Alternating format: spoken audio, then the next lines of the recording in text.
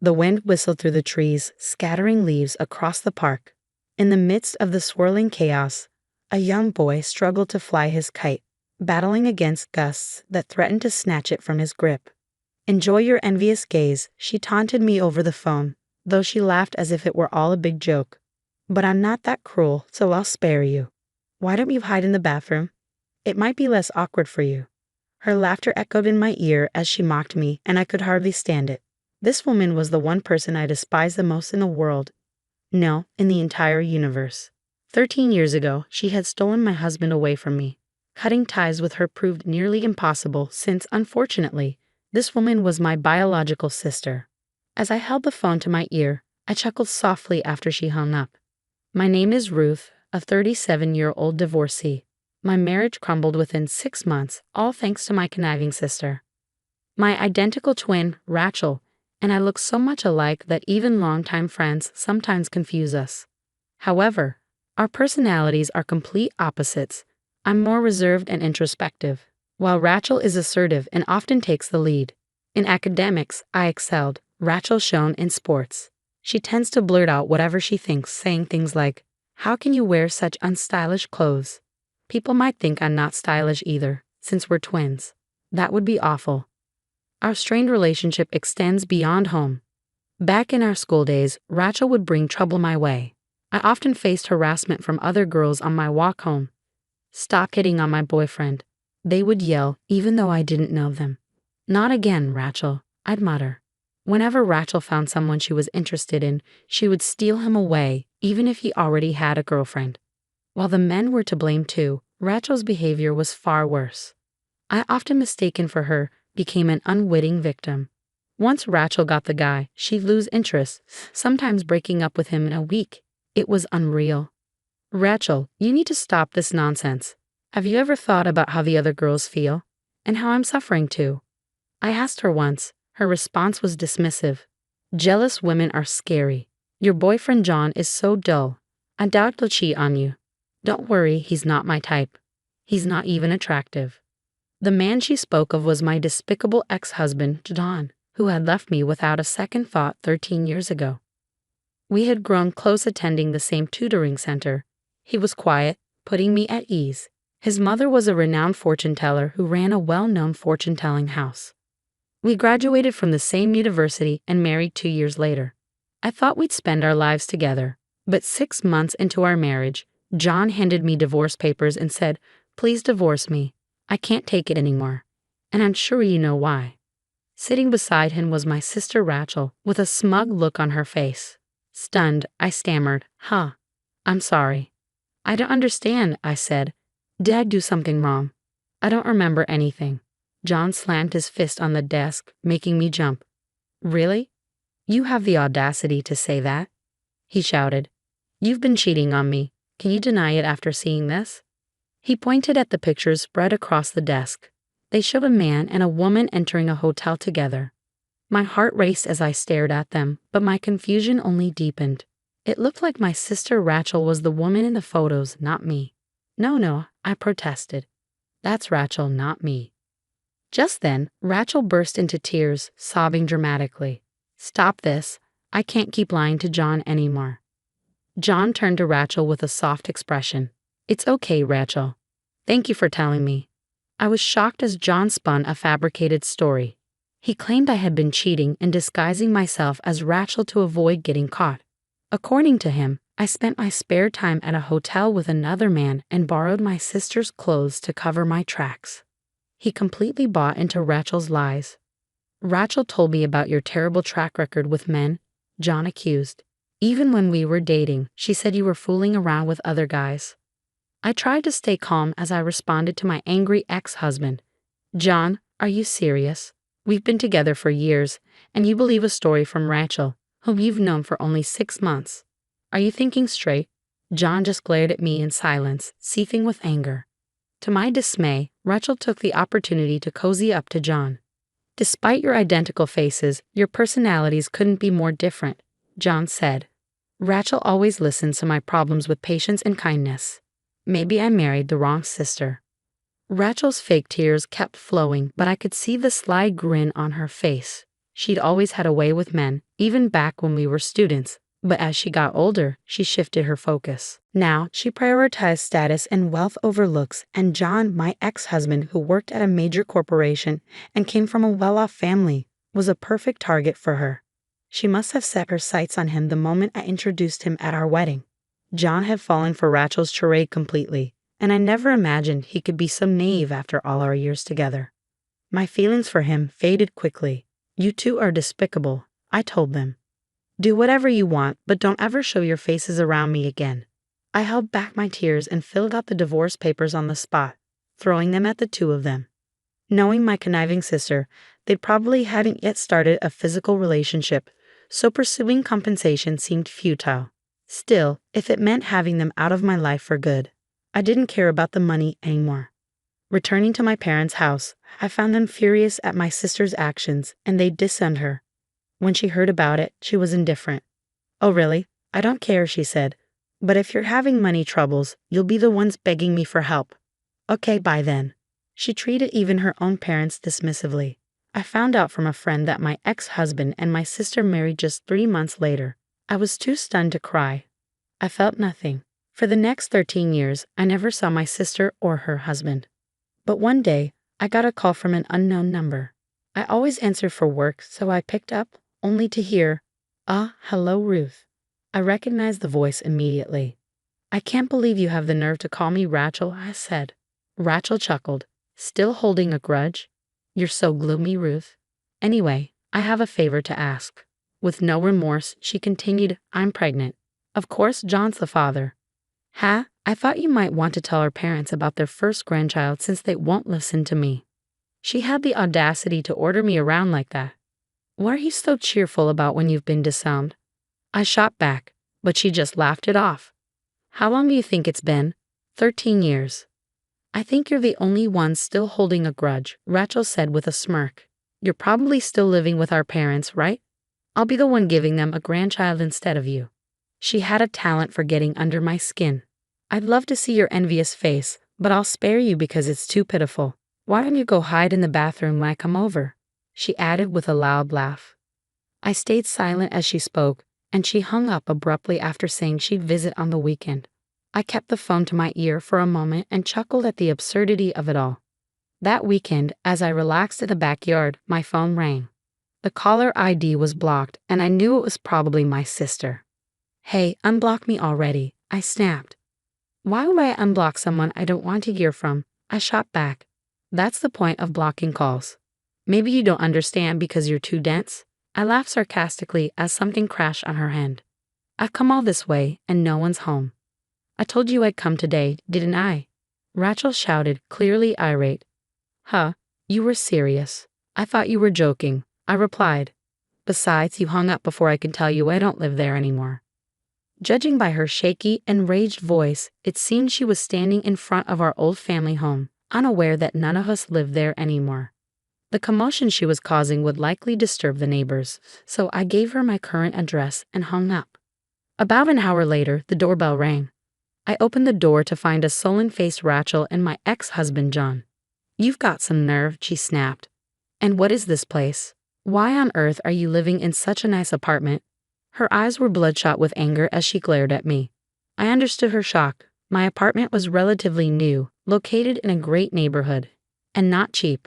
It wasn't a luxury high-rise, but it was a decent property, and her irritation was evident. Ignoring the fuming Rachel, I turned my attention to John and asked, "Is there something I can help you with?"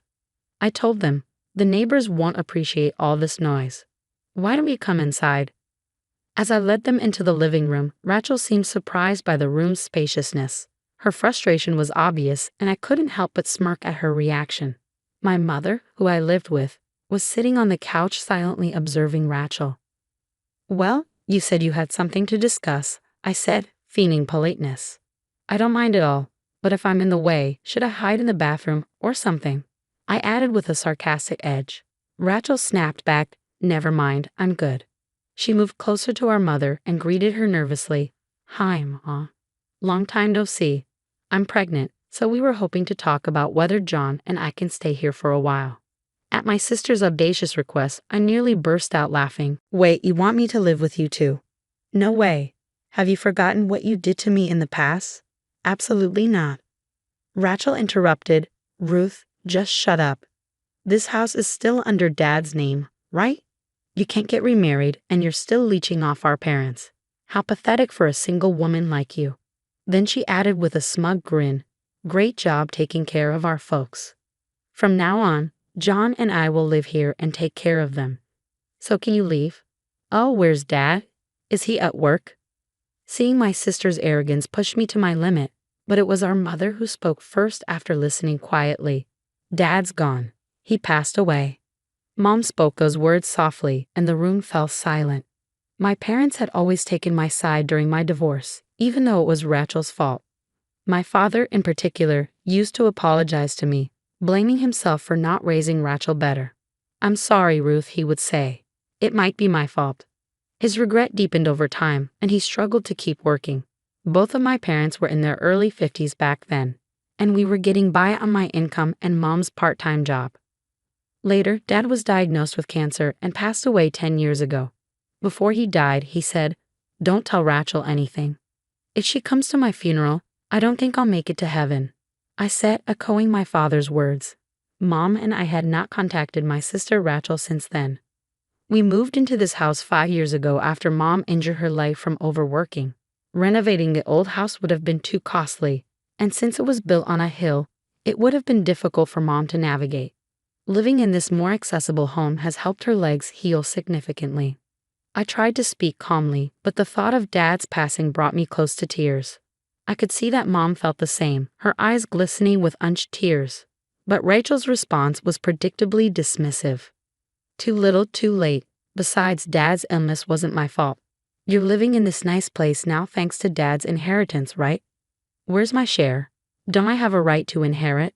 Rachel spoke her nonsense without hesitation. Mom immediately shot back. Inheritance? There's no such thing. You only came to us when you got in trouble for your reckless behavior. How many times did we pay alimony because you had an affair with a married man? Live with you? Never. Don't be ridiculous. It was the first time both Rachel and I had seen Mom so infuriated. Sensing the tension, Rachel fell silent, and then John, who had been sitting quietly, finally spoke. Rachel, you've been deceiving me, haven't you? Since I married you, my life's been a mess. You're a reckless spender, and you never do any housework. I've met some guys who graduated from the same high school as you, and they all told me I was blind to marry you. I nearly burst out laughing at my ex-husband's words. It was impressive that he had endured 13 years with Rachel. Yet when he approached me and said, "Ruth, I've been regretting our divorce. Do you want to start over and let bygones be bygones?" I felt a chill run down my spine. No way. He had no right to suggest that. Just as I was about to dodge his attempt to touch me, the door to the next room swung open. "Could you not touch her with your dirty hands, please?" A man suddenly appeared, taking both Rachel and John by surprise. Ignoring my sister, I focused on the newcomer. As the man spoke, Rachel and John exchanged puzzled glances. "Who is he?" they murmured. "I told you to stay out of this," I said to the man, trying to shield him from the conflict. "I couldn't stand by when he tried to touch you, Ruth," he said firmly. "Besides, having a third party might help the discussion. Don't you agree?" Fine, I relented. "This is my husband, Alex, and this is our son, Tommy." I called out to our 8-year-old son, Tommy, who had been peeking from behind the door. He must have overheard the commotion because he was glaring at Rachel and John. Rachel was stunned. "You're remarried?" she exclaimed, disbelief coloring her voice. John seemed just as shocked, his mouth hanging open. "Yes, I'm remarried," I said, a touch of sarcasm in my tone. "It's been 13 years, plenty of time for me to move on and build a new life. And yet, you two don't seem to have changed at all, except maybe looking older." Their faces turned bright red at my remarks. I met Alex shortly after my father passed away. We were colleagues, and one day he asked me out. When I declined, citing my divorce, he simply replied, "Does being divorced mean you can't remarry?" and asked me out again. We got married a year later, and Tommy was born the following year. Alex has always treated my mother with kindness, and he's supportive of us all living together. His own parents, who live with his brother and sister-in-law, have welcomed me into their family. It was Alex who suggested moving to our current home, knowing my mother's mobility was an issue at our previous house. His thoughtfulness has made our lives much easier. I turned to the two stunned individuals. My mother and I are living our lives here. Can you not disrupt our peace? And Rachel, you mentioned you were pregnant. How far along are you? Their flustered responses made me suspect Rachel was lying about her pregnancy. I remembered my brief 6-month marriage to John and how I never got pregnant, which was a source of irritation for my former mother-in-law. If Rachel wasn't actually pregnant, it would explain her connection with that ill-tempered woman. Unnerved by the harsh looks from my family, Rachel and John quickly left our house. Once they were gone, Alex shook his head. I mean, I've heard stories, but is she really your sister? She looks like you, but her character is completely different. Yes, she's my sister, I said with a bitter smile. But it seems things are settled for now. Later that evening, the doorbell rang incessantly. I looked at the monitor and sighed, knowing who it must be. When I opened the door, I found Rachel and John with pale faces on their knees. We need help.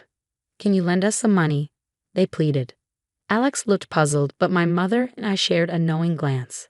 Earlier in the day, while waiting for a call from Rachel, Mom had received a call from a friend of my deceased father who currently rents our old home. The friend and his family live there now, and he told us how he returned home to find the garden's flower buds destroyed and the windows cracked. The security footage showed a man and a woman, with the woman stomping on the flower beds and throwing stones at the windows. My enraged sister, Rachel. When Mom gave Rachel's contact info to Dad's friend, he was furious to learn this was the daughter who had tormented our father for years. The damaged garden contained rare flowers that were difficult to grow, so they demanded compensation. Given their apparent financial struggles and housing difficulties, I expected them to show up again, but I was still surprised they turned up that very day. Their audacity was truly astounding. I'll give you some money, but on one condition, I said as I watched Rachel and John trudge away with slumped shoulders.